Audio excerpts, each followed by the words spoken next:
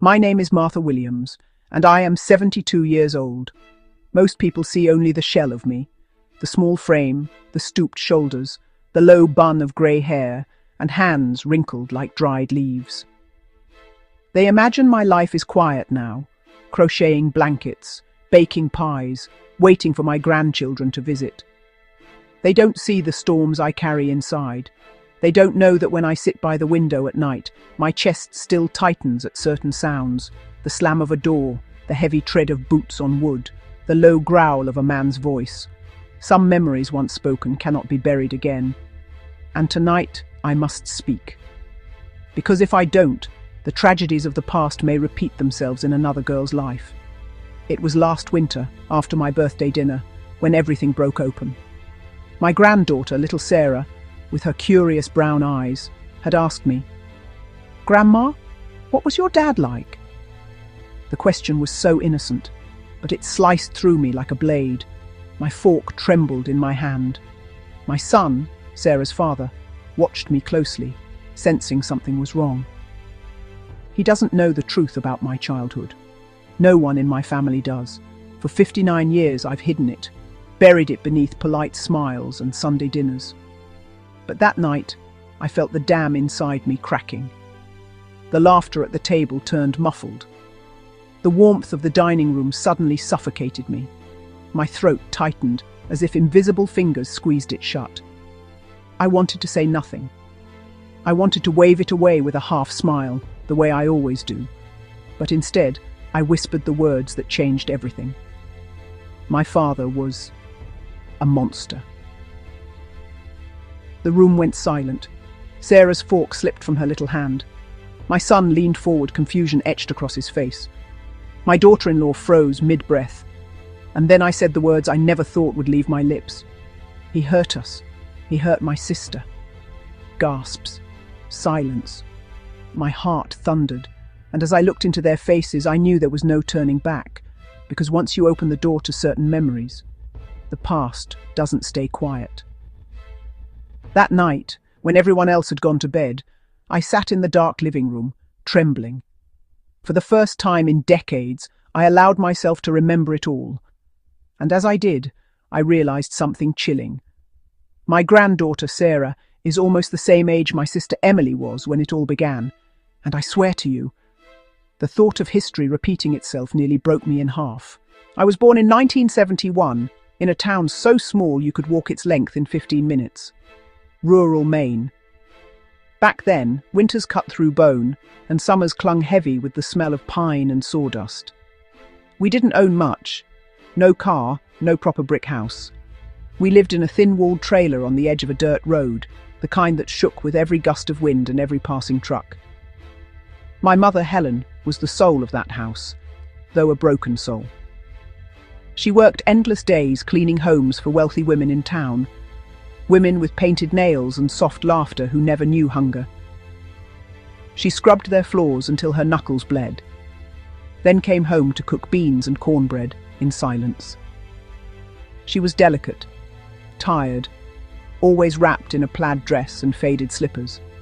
When she smiled, which was rare, it felt like sunlight breaking through storm clouds. And then there was my father, Frank Williams, a man whose presence was heavier than the walls of that trailer. Frank rarely spoke, but when he did, it was either to bark, to curse, or to command.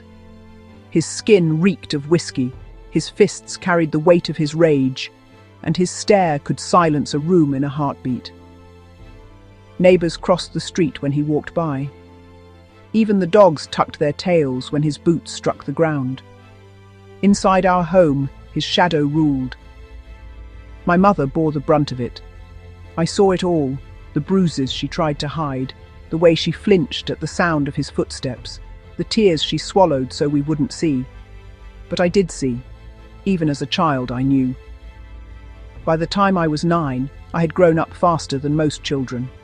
I cooked, I cleaned, and I carried the weight of raising my baby sister, Emily, because my mother was often too weak to rise from her bed. I remember the first time I held Emily in my arms, her skin so small, so fragile, like porcelain. I promised her then, quietly, "I'll protect you, always. But promises are easy when you don't yet know the monsters you're up against." For years, Emily was my light. She had bright eyes, a laugh that could melt ice, and an imagination that built castles in the dust outside our trailer. She invented fairy tales for us, stories of queens who escaped dungeons, of sisters who always found each other no matter how dark the woods became. Those stories kept me alive. But then, around the time Emily turned 7, something began to change. At first, it was small. She stopped running outside to play when my father came home. She stopped begging to sit in our mother's lap at night. She grew quiet, shrinking into corners, curling into herself like a bird with a broken wing. I told myself it was fear. After all, who wouldn't be afraid of Frank? But deep down I knew. A sister always knows. And then came that night. The air was cold. The walls groaned under the weight of wind. I woke up to the sound of footsteps, heavy, deliberate, out of place. My father never rose at night. His snores usually rattled the trailer until dawn, but that night his boots echoed through the hallway. I slipped out of bed, my heart pounding, my breath frozen in my chest. The hallway was dark, except for the thin slice of light spilling from my parents' bedroom. I crept closer, and when I looked through the crack in the door, I saw the scene that would haunt me forever.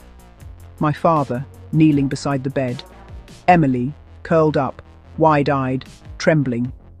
My mother in the corner, arms wrapped around herself, silently crying. No screams, no shouts, just a silence so heavy it roared in my ears. That was the night something inside me broke. Childhood ended for me in that single moment. I knew then what he was doing, and why my mother never smiled anymore. I wanted to scream, to drag Emily out, to strike him, to stop him. But I was 13, too small, too weak. I could only stand frozen, tears burning my face as Emily's innocence was stolen before my eyes. I slipped back into my room, shaking, my teeth chattering though the heater hummed. I pulled Emily into my arms when she finally came back, sobbing without words. I held her through the night, whispering over and over, "I'll protect you. I swear I will." But my promise was already broken. From that night on, silence lived in our home like a permanent guest. My mother avoided my eyes. Emily stopped laughing, and I began to plan. Not how to play, not how to dream, but how to escape. Because deep in my bones I knew, if we stayed one day, Emily would not survive. And one night, years later, that plan would nearly cost my mother her life. After that night, nothing was ever the same. Emily carried silence like a second skin. Her laughter disappeared, her bright eyes dulled, and when father called her name, she shrank as if she could make herself vanish. My mother saw it, of course she did, but she said nothing. She would stand at the sink, her hands raw from scrubbing, her eyes hollow. Sometimes I caught her staring at Emily too long, her lips trembling as though words fought to escape, but she swallowed them every time. I couldn't stay quiet, not inside. Every time I looked at my sister, I felt something sharp inside me, like a broken shard of glass wedged deep. I was supposed to protect her, I had promised. But what was I against a man like Frank? That's when the thought first crept in. A dangerous thought. "We have to leave." "He'll kill us." Her words dropped heavy in the room, and for a long time we didn't speak of it again. But something had shifted. A crack had formed in her silence. From then on, we began planning, not openly, not bravely, but in tiny, secret steps. It was my mother who thought of money first. Each week, when she cleaned houses, she would hide away a few coins in a hole she carved inside our mattress. Nothing more than pennies at first, then nickels, then the occasional crumpled dollar bill. I started doing the same, slipping spare change from my father's pants pockets when I washed his clothes. It was dangerous. Every coin felt like a risk, every dollar like a noose tightening around our necks. If he ever found it, we'd pay dearly. But we kept going. Meanwhile, Emily grew more withdrawn. She stopped asking me to play dolls. She no longer told me her fairy tales. One afternoon, as I spread out the dolls on the floor and begged her to join me, she shook her head. I'm not a child anymore. I wanted to cry, to scream, to burn that trailer down with him inside. But I couldn't. I had to stay calm. I had to hold us together. So instead, I kept saving, kept planning. But Frank was not a stupid man. Cruel, yes. Brutal, yes. But not stupid. He began to notice the change in the house. One Sunday evening, after drinking most of the day, he sat at the table twirling his fork in his hand. His eyes darted between me and my mother, narrow, suspicious. "You're different," he muttered. We froze. "You hear me?" His voice rose, the fork clattering as he slammed it down. "You're up to something, you and that girl." My mother forced a weak laugh. "Don't be silly, Frank." But I could tell he didn't believe her. That night, as I lay awake, my stomach twisted into knots. He knew. Somehow, he knew. And when Emily disappeared from her bed the next night, I thought our secret was already destroyed. I woke to silence. The kind of silence that doesn't feel empty but wrong.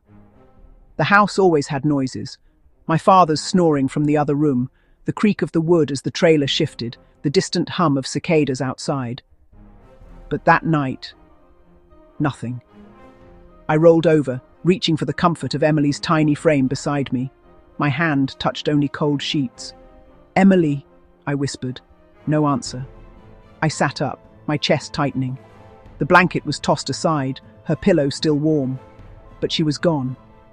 Panic surged through me. I scrambled off the bed, my bare feet slapping the floor as I rushed through the darkened trailer. The bathroom, empty. The living room, empty. The front door, locked from the inside. I turned toward my parents' room. My heart hammered so loud I thought it would wake him. If Father found her missing before I did, there would be no explanation, no forgiveness. "Emily," I whispered again, my voice breaking. Then I saw her. She was crouched in the corner of the kitchen, her knees pulled to her chest, her tiny body trembling. Her hands were pressed tight against her ears, as though trying to block out some sound only she could hear. Relief flooded me, but it was quickly drowned by dread. "Emily, what are you doing? You scared me." She lifted her face, and I'll never forget her eyes that night. Wide, glassy, and far too old for her years. "I couldn't breathe in there," she whispered. "I couldn't sleep." I knelt beside her, pulling her close, her little bones sharp beneath her thin skin. She smelled of sweat and tears. From down the hall came the sound of a cough. Father stirred in his room. I froze, my body stiff as ice. If he came out now, if he saw us huddled on the floor like fugitives in our own home, what excuse could we give? But the cough subsided. His snores returned. That was the moment. The moment my mother decided silence was no longer enough. I heard her footsteps behind me, soft but certain. She stood in the kitchen doorway, her face pale in the moonlight. She looked at Emily, at me, at the fear that had soaked into every corner of our lives. And then she whispered words I thought I'd never hear. Tomorrow, we leave. No hesitation, no trembling, just resolve. Tomorrow. The word echoed in my head, terrifying and electrifying all at once. Tomorrow we would step into the unknown. Tomorrow we would run. Tomorrow we would risk everything. I clutched Emily tighter, my heart pounding with a new rhythm. Not just fear, but something I hadn't felt in years. Hope. The next day was the longest of my life. Frank was in one of his black moods, pacing the trailer, snapping at every sound. He drank before noon, which was never a good sign. Every swallow of whiskey made him sharper, meaner. My mother and I exchanged glances but said nothing. Speaking was dangerous. Inside, though, my mind was racing. "Tomorrow," she had said. But tomorrow had already arrived, and if we didn't act carefully, we wouldn't live to see another sunrise. We started small. While Frank dozed in his chair, my mother slipped me a paper bag. Inside were the things we couldn't live without. 2 changes of clothes each, the tiny stash of coins and crumpled bills we'd hidden for months, and 1 faded photograph of us before the nightmare began, before Frank. "Don't pack anything he'll notice missing," she whispered. That meant no dolls for Emily, no books for me, nothing that smelled of home. We were leaving like shadows, carrying only survival. I tucked the bag beneath the mattress, my hands trembling. Emily didn't speak much that day. She sat at the table with her chin on her arms, her eyes blank, watching Frank like a mouse watches a cat. When I brushed her hair, she winced, as though even my touch reminded her of him. And every time the floor creaked or Frank stirred, my heart leapt to my throat. Would he notice the missing coins? Would he sense the storm gathering under his roof? That night, he ate his supper in silence, his jaw grinding, his eyes darting from me to my mother. Suspicion clung to him like a second skin. Finally, after draining the last drop from his glass, he stumbled to bed. The moment his door clicked shut, my mother moved. "Now," she whispered. Emily's eyes widened. "Now?" "Yes, before he wakes." We worked in silence, our movements fast but careful. I pulled the bag from under the mattress, tucking Emily's small hand in mine. My mother slipped on her worn shoes, her face pale but steady. We didn't bother with the lights. Moonlight was enough. Every creak of the floor felt like a scream. Every shadow seemed to shift. I kept waiting for Frank's door to swing open, for his voice to thunder, for his fist to fall. But it didn't. At the door, my mother paused. She pressed her hand against the handle, her shoulders trembling. I could almost hear the war inside her. Fear of staying, fear of leaving. Then, with one sharp breath, she turned the knob. The night air hit us like baptism, cool, sharp, and endless. For the first time in years, I felt the sky above me. We stepped outside, and for a single fragile heartbeat, it felt like we had already escaped. But deep down, I knew the hardest part was yet to come, because Frank would wake, and when he found us gone, he would hunt us. The night swallowed us whole. We moved quickly but quietly, our shoes crunching on gravel, each sound magnified by the stillness around us. Emily clung to my hand so tightly her nails dug into my skin. I didn't mind. I needed it, needed to know she was there, alive, moving beside me. Our plan wasn't complicated. It couldn't be. The bus station was in town, 4 miles down the road. If we could make it there before sunrise, before Frank realized we were gone, we had a chance. But 4 miles is an eternity when you're running from a monster. The road stretched ahead, silver under the moonlight. My mother walked fast, her jaw set, the paper bag pressed against her chest as if it held her very soul. I kept glancing behind us, certain I would see the silhouette of Frank stumbling from the dark, bottle in hand, rage in his eyes. Every noise made me jump. The croak of a frog in the ditch, the rustle of leaves, the far-off cry of a night bird. Each sound carried his shadow. "Keep moving," my mother whispered. We passed the old mill on the edge of town, its windows black, its roof sagging like tired shoulders. I remembered playing there once, before Frank's temper had turned our lives into chains. Emily tripped on a rock, and I caught her before she fell. Her small body trembled, but she didn't cry. She hadn't cried in months. That broke me more than tears ever could. Halfway down the road, headlights appeared behind us. My blood ran cold. We froze, pressing into the trees at the roadside. The car slowed, its beams stretching across the pavement like grasping fingers. My heart thudded so hard I thought the driver would hear it. "Please don't stop. Please keep going." The car rolled past. Just an old sedan, some stranger heading home. But the fear it left behind clung to us like smoke. When we finally reached the edge of town, The sky was paling with the first traces of dawn. Emily leaned against me, exhausted, her legs barely keeping her up. My mother's pace quickened. She could see it now, the bus station sign just a block ahead. And then, faint but unmistakable, came a sound that turned my blood to ice. An engine, a truck, his truck, somewhere behind us, carried on the wind. My mother's eyes widened. "Run!" she said, and so we did. We ran. Emily's hand was slippery in mine, slick with sweat, her breath ragged. My mother clutched the bag tight to her chest as her shoes slapped against the pavement. Behind us, the low growl of the engine grew louder, rolling across the empty streets like thunder. It was him. It had to be him. The town was still asleep, windows dark, shops closed, no one to see, no one to help, just us and the monster we were trying to escape. The bus station was so close I could smell the diesel, see the faint glow of the street lamp over its roof. Safety, just a block away. But the roar of the truck swelled until it drowned everything else. Headlights spilled across the road, harsh and blinding. "Go!" my mother shouted, shoving me forward. I grabbed Emily, half dragging her as the truck screeched to a stop behind us. Tires squealed, rubber burning, the door slammed, and then came his voice. "Where the hell do you think you're going?" The sound rooted me to the ground. That voice, thick with rage, slurred with drink, was the sound of every nightmare I'd ever had. Emily whimpered. My mother spun around, her body shielding us, her voice shaking but strong. "Frank, let us go, please." He staggered toward us, his face red, veins standing out in his neck.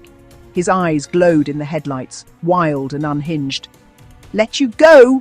He barked a laugh, bitter and broken. "You're mine, all of you!" My mother didn't move. For the first time in my life, she didn't shrink. She stood tall, her chin high.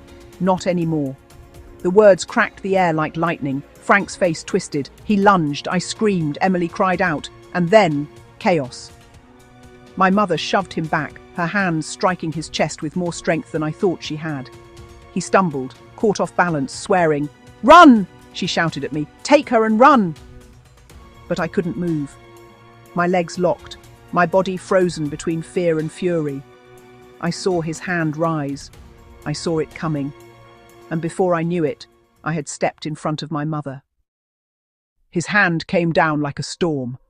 I felt the air shift before it landed, and then, crack, pain exploded across my cheek. My head whipped sideways, my ears ringing, the taste of blood flooding my mouth. Emily screamed. My mother lunged forward, clawing at him, but he shoved her hard, sending her sprawling onto the pavement. Ungrateful little bitch. "Think you can take what's mine? Think you can run from me?" I staggered, but I didn't fall. My legs shook, my vision blurred, but something inside me snapped. Years of fear, years of silence, years of watching him break the people I loved. It all gathered like fire in my chest. No, not anymore. He froze, startled. Maybe no one had ever told him no before. Not my mother, not Emily, not me. But I wasn't the same girl anymore. Behind him, Emily clung to my mother, sobbing. My mother's eyes met mine, wide and pleading. She didn't say it out loud, but I heard her anyway. "Fight! Don't stop now!" Frank lunged again, his hand reaching for me. This time, I moved. I grabbed the only thing near me, the heavy paper bag my mother had dropped, and swung it with everything I had. The coins and crumpled bills inside turned it into a weapon. It connected with a sickening thud against his temple. He roared, stumbling backward, clutching his head. I screamed, my voice raw. We bolted. Emily's sobs, my mother's ragged breath, my own pounding heart. It all blurred into one desperate rhythm. Behind us, Frank's curses split the night, his footsteps pounding after us. The bus station loomed ahead, the faint rumble of an idling engine promising salvation. A driver stood by the door, cigarette glowing in the dark. His eyes widened as he saw us. 3 figures racing out of the night, terror snapping at our heels. Please, let us on. I turned, my chest heaving, and saw him, staggering, furious, bleeding, but still coming. The driver flicked his cigarette into the street, glanced at Frank, then at us. Something in his face shifted. He swung the bus door open. Through the glass, I saw Frank pounding toward us, his face contorted in rage, his fists slamming against the side of the bus as it lurched forward. Emily buried her face in my shoulder. My mother clutched the seat in front of her, shaking. And me? I sat there, my cheek throbbing, my heart breaking, my entire body trembling. But for the first time in my life, I wasn't afraid. Because we were leaving him behind. Forever. The bus rumbled beneath us, its wheels grinding against the asphalt like a heartbeat.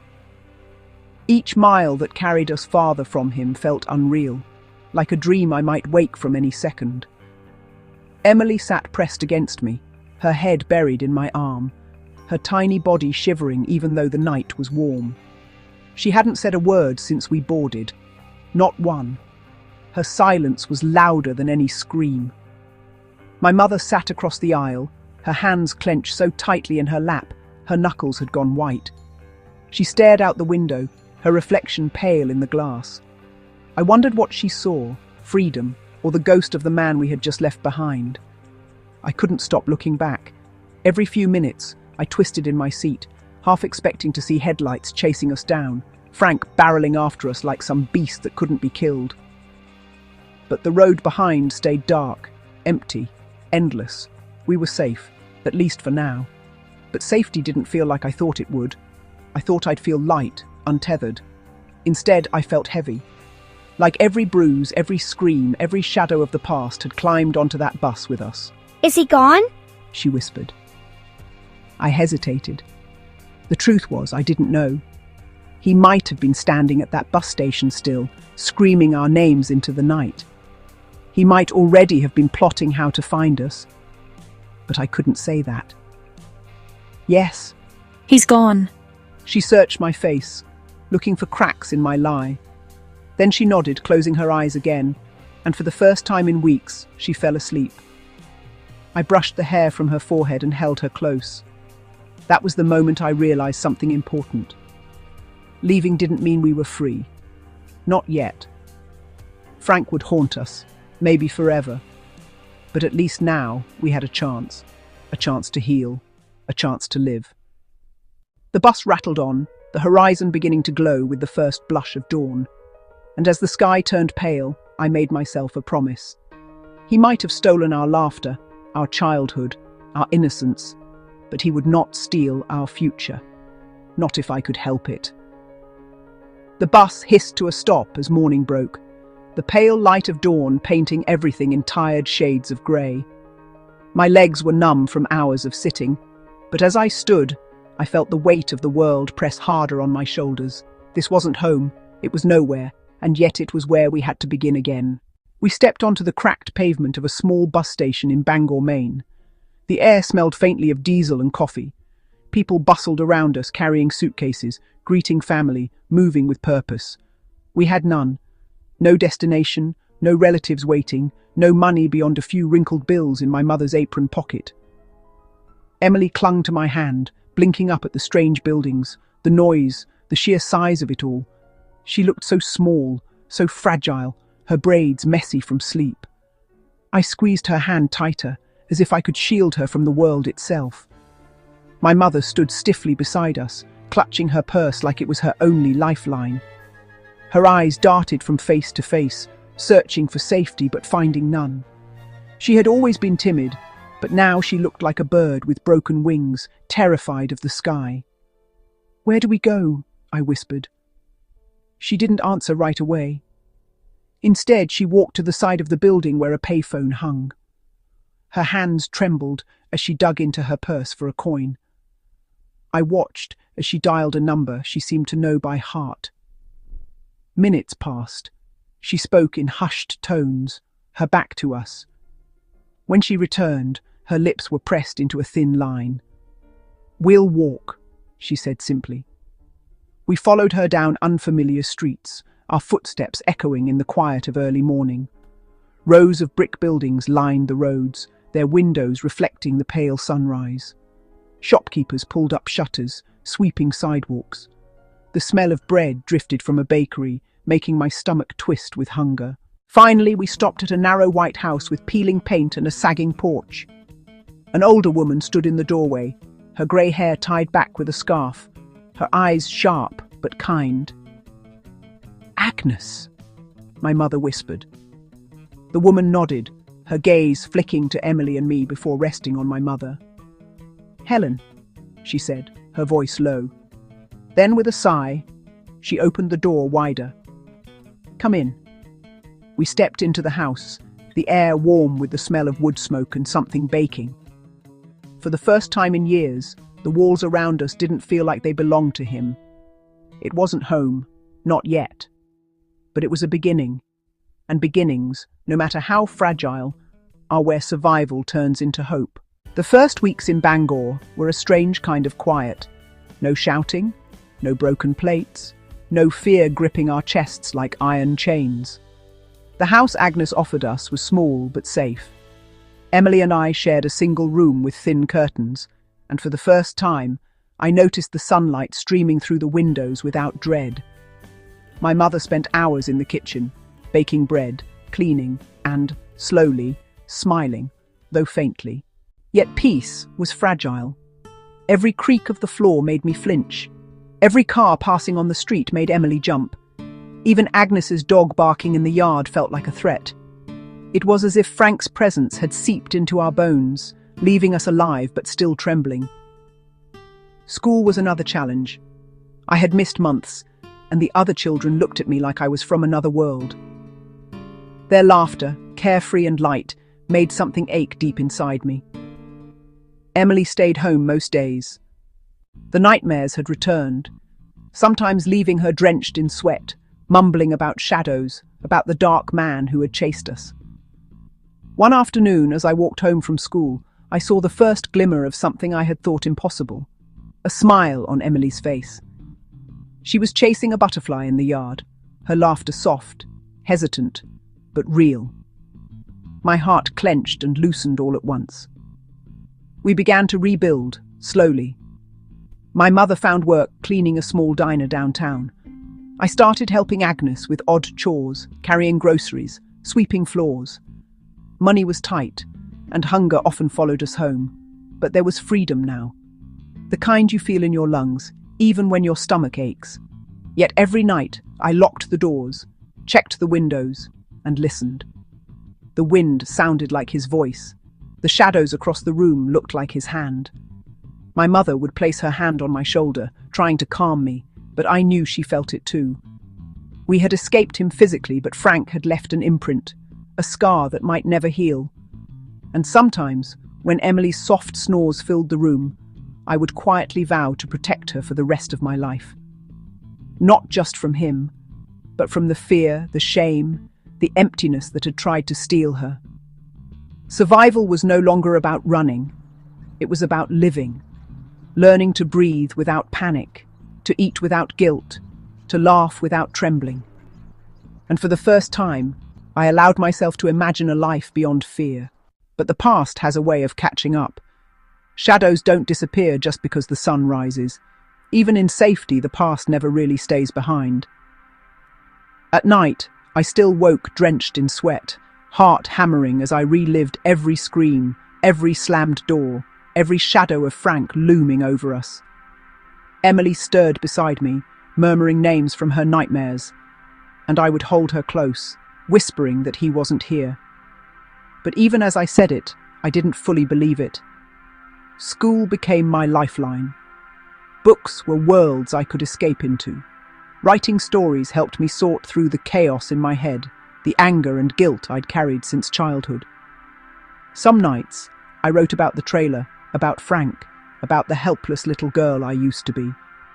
And slowly, I began to see something I hadn't allowed myself to see before. I had survived.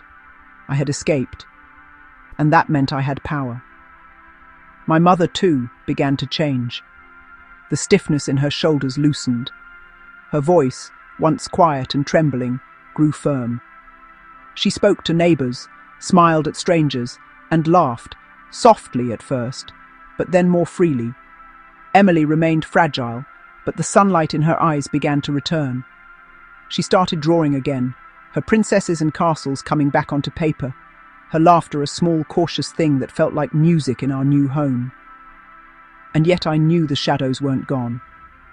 I still flinched at loud voices, still counted every step in silence when walking alone. But for the first time, I understood something crucial. Survival wasn't just about escaping Frank. It was about reclaiming ourselves, piece by piece, memory by memory, moment by moment. I began to challenge myself, to step into the world beyond Agnes's protective walls. I found work at a small bookstore, shelving and organizing, and every interaction with strangers strengthened me. Every coin earned, every small decision made without fear, chipped away at the walls Frank had built inside me. It was exhausting. Every triumph carried a pang of grief for the girl I had been, the childhood stolen. But it was also liberating. For the first time, I felt that my life could belong to me. And in that fragile strength, I started to believe something I hadn't dared to hope. That happiness, no matter how quiet or small, was possible. But peace is never linear. Because even as we rebuilt, life had a way of testing the very foundation of our freedom. It started with a letter. A plain envelope, slipped under our apartment door, addressed to me in familiar, jagged handwriting. My hands shook as I opened it. Inside was a single sentence, written in heavy black ink. You can run, but you can't hide. I'm watching. For a moment, I felt the world collapse around me. The past wasn't finished with us. Frank's shadow had followed us across miles, across towns, into the fragile safety we had built. Emily pressed her small hand against mine. Martha, what does it say? I swallowed hard. I couldn't let her see the fear clawing inside me. Nothing, just a mistake, I said, tucking the letter into my apron pocket. But I knew better. That night, sleep fled me. I lay awake, staring at the ceiling, imagining his face, his eyes, his hands. Rage rose in me, but it was different now. It wasn't the paralyzing terror of childhood. It was a fierce, controlled fire. I couldn't run anymore, not from him, not from the memory of who I had been, or the girl I had left behind in that trailer. The next morning, I made a decision. I called the sheriff, explained everything, the nightmares, the abuse, the escape. I spoke with clarity, with detail, with courage I hadn't known I possessed. He listened, took notes, promised protection, and for the first time I realized I had power now. I could speak, and people would believe me. I also confronted my mother, who had been reluctant to revisit the trauma. Together we read the letter, examined the threats, and made a plan. We weren't children anymore. We could protect ourselves. And then came the hardest part, telling Emily. Is he coming for us? No, baby, not anymore. We're stronger now. You don't have to be afraid. Not ever again. For the first time in years, I saw relief wash over her small face, a tiny bloom of trust in the safety we had fought for. That night, I wrote in my journal. I wrote about fear, about courage, about how the girl I had been had transformed into someone who could face monsters, even ones that followed her into adulthood. And as I closed the notebook, I realized something. Surviving was one thing, thriving was another, and I was ready to thrive. But life, as always, had one last twist waiting for me. Years passed, and slowly, life began to feel ordinary again. I had a job at the bookstore, Emily thrived in school, and my mother even started volunteering at a local shelter. The mornings were filled with the smell of toast and coffee, the laughter of children playing outside, the quiet hum of normalcy we had fought so hard to reach. I had begun to let myself believe that the past was behind us, a shadow that could no longer touch our present. Emily even smiled freely now, her nightmares mostly gone, her imagination blooming again with stories of castles and heroes. And then came the call. A voice I hadn't heard in decades, soft, cautious, and trembling. "Martha, it's me. Frank's gone." My blood ran cold. I froze, gripping the phone so tightly I could feel my knuckles turn white. Gone? He had died? "Yes," the voice said. "Accident. I thought you should know. He can't hurt you anymore." For a long moment, I didn't breathe. Relief washed over me like a tidal wave, threatening to pull me under in its force. And yet, buried under that relief, something else stirred. A strange, bitter emptiness. I had spent decades haunted, fearful, running, not just from him, but from what he represented. And now he was gone, free, beyond my reach, and yet I didn't feel triumph. I felt hollow. I sat down in the kitchen, Emily at my side, my mother standing quietly behind me. The three of us were alive. We were safe. But what did that really mean? Could the years stolen from us ever be returned? Could laughter lost to fear be found again? I realized then that survival is only the first step. True life, the kind worth living, comes from forgiveness, courage, and choosing to love yourself despite everything that tried to break you. I stood, placing my hand on Emily's head. "He can't hurt us anymore," I said. "Not him, not anyone. Our life, it belongs to us now." And as the sunlight streamed through the window, catching the dust in golden shafts, I finally felt it, the first real warmth of hope in decades. Because even though the past had shaped us, it didn't define us. We were free to write the next chapter on our own terms. But even as I took that breath of freedom, I knew the final chapter would come with its own test. One last choice that would prove just how far we had truly come.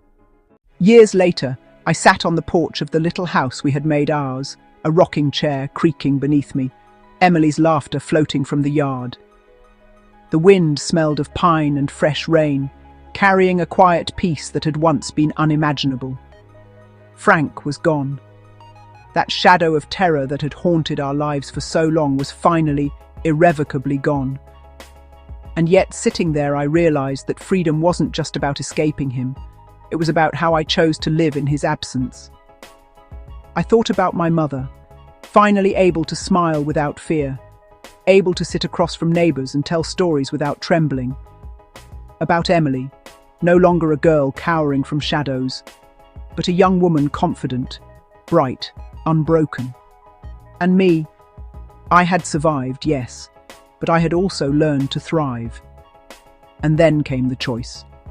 I received a letter, this one not threatening, but from a group that helped survivors of abuse. They invited me to speak, to tell my story, to help others who were trapped in shadows like I once was. My first instinct was fear, public speaking, revisiting the horrors, opening wounds I had carefully stitched closed. But then I looked at Emily, playing freely, unafraid. I looked at my mother, steady and strong, and I realized courage is not the absence of fear. It is moving forward despite it. I accepted. I shared my story, first in small rooms, then on larger platforms. People listened, cried, thanked me. And slowly, I understood something profound. The past may shape us, but it also gives us the power to change the lives of others. That night, after a long day of speaking, I sat on the porch again, the stars bright above, the wind soft against my face. Emily leaned against me, tired but smiling, and my mother hummed a quiet tune from the doorway. I closed my eyes and let the silence embrace me. We had survived, we had healed, and we had chosen finally to live on our own terms. The past was behind us. The fear, the pain, the endless nights of terror, they had shaped us, but they did not own us. And in that realization, I felt a peace so deep, so profound, that I knew no one, not Frank, not any shadow from our past, could ever take it from us again. Because the strongest truth in life is this: survival is only the beginning. True strength is living fully, freely, and with love, even after the darkest nights. And for the first time in 72 years, I felt whole. We were free, and we would never look back.